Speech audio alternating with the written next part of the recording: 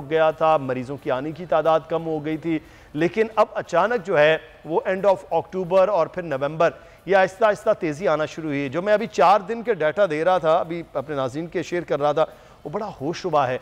तो इसका मतलब है कि हम सेकेंड वेव में फर्स्ट वेव से भी ज़्यादा ख़तरनाक तरीके से दाखिल हो रहे हैं। बिस्मिल्लाहिर्रहमानिर्रहीम। जी, लगता तो यही है कि काफ़ी हद तक काबू पाने के बाद फिर ये दोबारा तेज़ी से बढ़ा है और बढ़ता जा रहा है।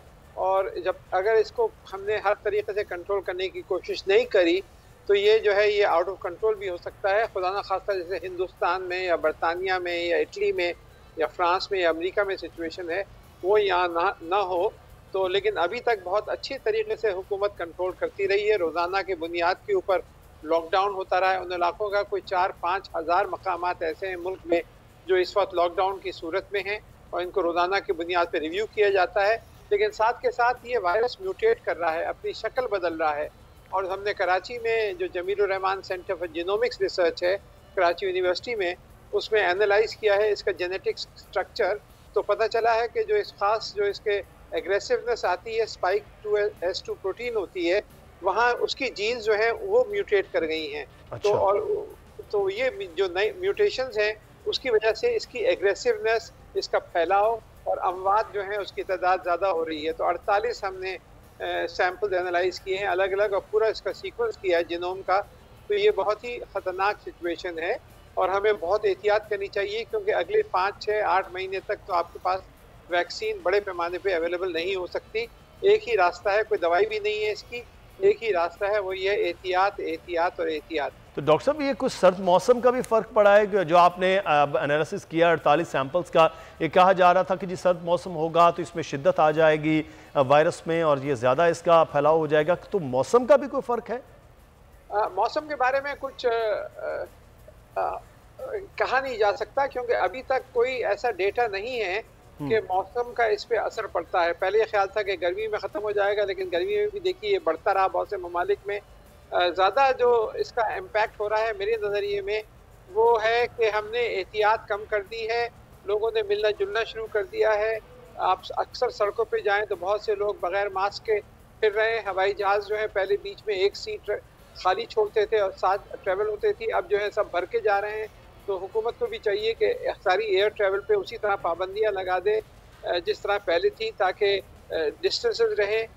तो हमने जो एक फटीग पैदा हुई है, कोरोना वायरस फटीग, एक थकावट पैदा हुई है। लोग जो है पिछले 4-5 महीने से थक गए हैं इससे, और उसकी वजह से एहतियात कम कर दी है। वो मेरे ख्याल से ज़्यादा वजह है इसके दोबारा बढ़ने की, और इसको दोबारा कंट्रोल किया जा सकता है, लेकिन हमें सबको मिलकर काम करना पड़ेगा। सही। अच्छा, इक़दामात के हवाले से डॉक्टर साहब बात करते हैं कि क्या होने चाहिए और क्या सजेस्ट करेंगे आप, लेकिन तजम्मुल साहब से बात करते हैं। सैयद तजम्मुल हुसैन साहब, 3-4 दिन पहले बोल से गुफ्तगू करते हुए आपने कहा कि आप प्रिडिक्ट कर रहे हैं, आपका डाटा प्रिडिक्ट कर रहा है कि ये 3000 क्रॉस कर जाएगी, और आज वो 3009 तक पहुंच गया डाटा। तो ये किस तरह से आपको ये फील हुआ? डाटा कहाँ से ये कलेक्ट हो रहा था कि आपको ये लगा कि एक दिन में 3000 क्रॉस कर जाएगा फिगर?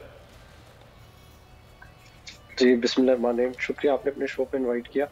देखिए, यहाँ पे पीछे हमारे पास एक पूरी टीम है जो मॉडलिंग कर रही है, डेटा एनालाइज कर रही है, ना सिर्फ पाकिस्तान का बल्कि ग्लोबली भी हम लर्न करते हैं कि बाकी ममालिक में जो सेकेंड वेव फैली उसका तनासुब क्या रहा, कितनी सिवियर रही और उसका क्या इम्पैक्ट निकला।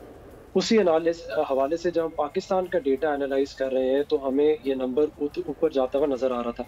जैसा कि आपने कहा कि मैंने आप ही के बोल की ट्रांसमिशन में बताया था कि 25-26 नवंबर को हमें नज़र आता है कि हम 3000 का मार्क क्रॉस कर जाएंगे।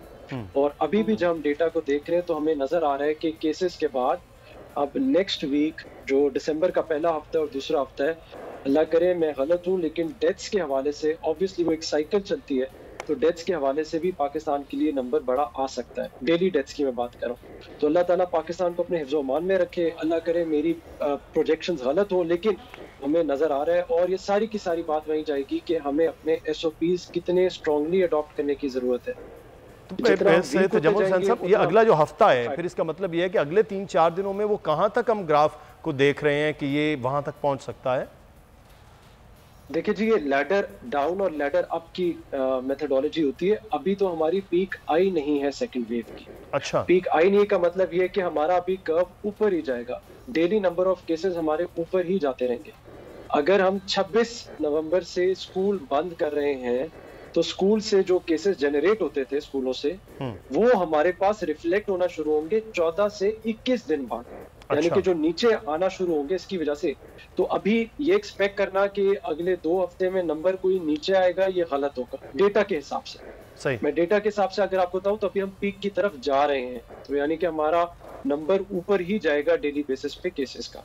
तो इसका मतलब है अभी तो पीक आप बता रहे हैं, तो फिर उसके बाद पीक है, फिर उसके बाद डिक्लाइन की बातें होंगी, तो फिर ये एक बड़ा लंबा मामला है। अच्छा डॉक्टर साहब से मैं, डॉक्टर साहब इस वक्त आप डाटा भी आपके सामने आ रहा है, जिस तरह तजम्मुल साहब बता रहे हैं कि अभी तो हम पीक की तरफ हैं, आप भी देख रहे हैं डाटास को, तो अगर ये सूरत हाल वैसी रही, क्योंकि मार्केट्स खुली हैं, एक्टिविटीज़ खुली हैं, सब उसी तरह से चीज़ें चल रही हैं जो एक नॉर्मल है, थोड़ा सा उसमें सख्ती करने की कोशिश है, वो भी दिखावे के लिए ज़्यादा है, प्रैक्टिकली कम है। जैसे पिछली पहली वेव में प्रैक्टिकली भी सख्ती थी, नज़र आ रहा था, मामलात, लोग भी SOPs पर अमल कर रहे थे।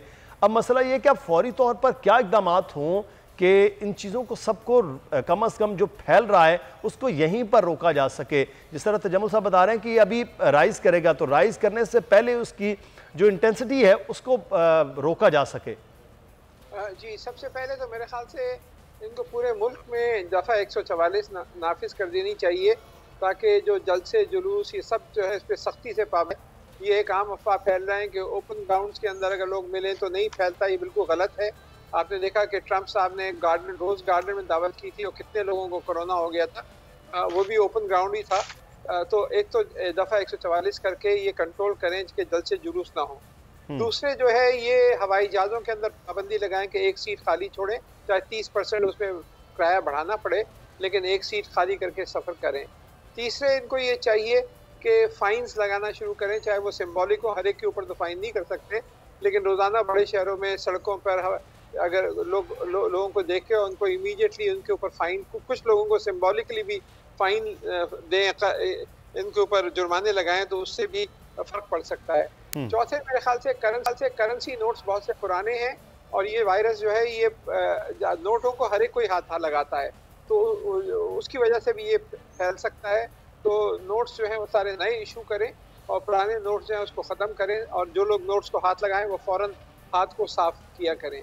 पांचवें मेरे ख्याल से लोग जो हैं जब घर आते हैं तो वो जूता बाहर उतार के आएँ, क्योंकि उसके साथ भी वायरसेस अंदर आ जाते हैं। और फिर जो है बच्चे जो हैं जो आ रहे हैं, स्कूल से वापस आ रहे हैं या कॉलेजेस से वापस आ रहे हैं, उनको अपने से दूर रखें, और घर में भी बच्चे जो हैं मास्क पहने और अफराद मास्क पहने और एक दूसरे के पास घर में भी एहतियात रखें, और ख़ास तौर पे जो बड़े बूढ़े हैं उनसे एहतियात रखें, क्योंकि वो सबसे ज़्यादा ससेप्टेबल होते हैं। और फिर वो जो नॉर्मल SOPs हैं कि आपके हाथ धोना बार बार और साफ़ करना हाथ, इन चीज़ों पे तो अमल दरामद करना ही पड़ेगा। तो हमें इन सब चीज़ों पर सख्तियों से अमल करना पड़ेगा, जब जाके ये दोबारा कंट्रोल होगा। और हो सकता है, हमने पहले किया है, दोबारा भी कर सकते हैं, लेकिन इसमें ऑपोजिशन और गवर्नमेंट को सियासत एक तरफ कर देनी चाहिए और मिलजुल के एज अ नेशन इसके खिलाफ लड़ना चाहिए, तब इंशाल्लाह हम कामयाब होंगे। ये भी मामला रहा है कि पहले जितनी सख्ती के साथ लोगों ने अमल किया, अब इस बात को तस्लीम भी करना। डॉक्टर साहब आपसे बात करते हैं कि हम लोग तो वो लोग हैं जिन्होंने आज तक पोलियो की वैक्सीन पीने पे भी बड़े मसाइल खड़े किए हैं,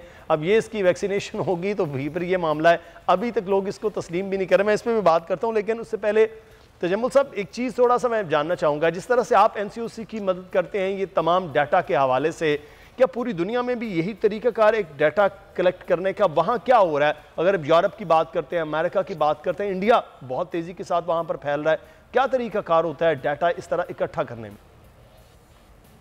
जी, इसमें होता ये कि बहुत से ममालिक में जब ये काम हो रहा है डेटा साइंस की मदद से, तो वहाँ पे उनका अपना डेटा स्टडी किया जाता है, पेशेंट लेवल तक का डेटा, और ये देखा जाता है बीमारी कैसे मुल्क के अंदर फैल रही है।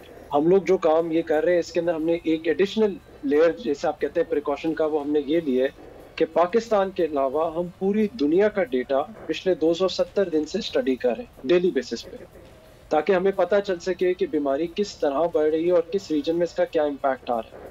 तो जिस तरह व्यूअर्स के लिए जानना बहुत ज़रूरी होगा, मेजॉरिटी दुनिया में सेकेंड वेव पहली वेव से ज़्यादा बड़ी आई है, और बेल्जियम जैसे ममालिक में 12 गुना बड़ी आई है।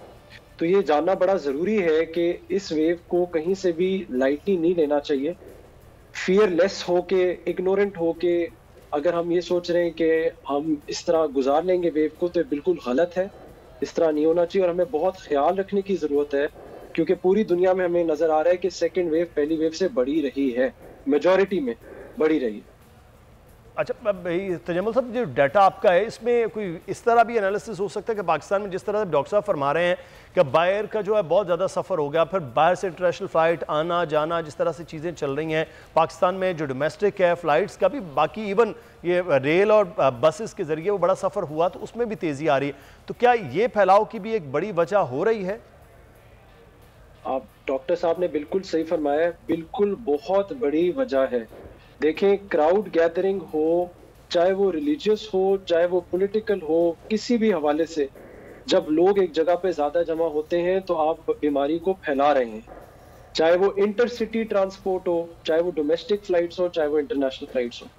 तो ये तो हमारी जिम्मेदारी है कि हम बीमारी को फैलने से रोकें, SOPs अडॉप्ट करें, वरना गवर्नमेंट के पास ऑप्शंस कम रह जाती हैं। गवर्नमेंट के पास फिर ऑप्शन कम रह जाती है और गवर्नमेंट को फिर एक फाइनल स्टेप उठाना पड़ता है जो माशी लिहाज से मुल्क के लिए बहुत गलत होता है, विच इज द लॉकडाउन। ये किसी भी मुल्क की पहली प्रायोरिटी नहीं होती है, आखिरी हरबा होता है किसी मुल्क के लिए कि वो लॉकडाउन की तरफ जाए। लेकिन we are running out of options, और अगर हमने जल्दी चीजें कंट्रोल ना की तो हमारे पास भी खुदा न खास्ता फिर एक ही ऑप्शन रह जाएगी, which is the lockdown. Subscribe करें और बेल दबाएं ताकि कोई खबर रह न जाए।